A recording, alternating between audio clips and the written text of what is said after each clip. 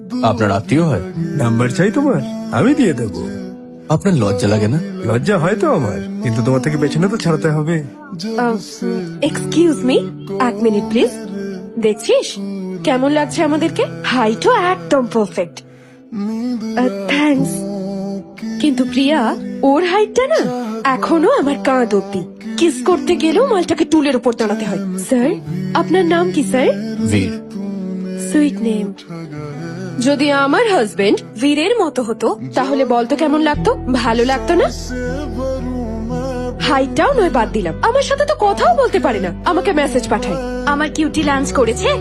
সব সময় কিউটি আর বিউটিতেই আটকে আছে, প্রচন্ড বিরক্ত লাগে। এই মেয়েটা না তোমার উপর ঝাড়ি মারছে। এবার দেখো আমি কি করে ওদের সাহায্য করি। এক্সকিউজ মি, একটা হেল্প করবেন? আমি না গিফট দিতে স্টেজে যাচ্ছি, ওইখানে একা থাকলে হারিয়ে যাবে। আমার ফিরে আসা পর্যন্ত একটু খেয়াল রাখবেন প্লিজ। স্যার 2 মিনিটে আসছি। স্যার, অল ওকে? আপনার যদি কথা বলতে কোনো ভয় লাগে তাহলে আমার হাতটা ধরতে পারেন। যদি বলো তো একেবারে কোমর ধরে নি। হ্যাঁ, আর নয়তো কি, ওনার হাতে কোনো গিফট নেই, এদিকে গিফট দিতে যাচ্ছি বলে চলে গেল আর তুমি বুঝতে পারলে না। কি মনে হয় আমি এখানে একা থাকলে হারিয়ে যাবো?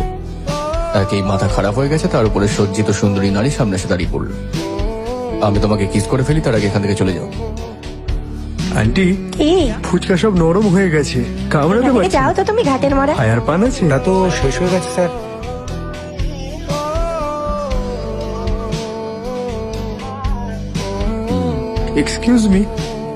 এক্সকিউজ মি, একবার পেছন ফিরে তো দেখো, দেখো তো একবার।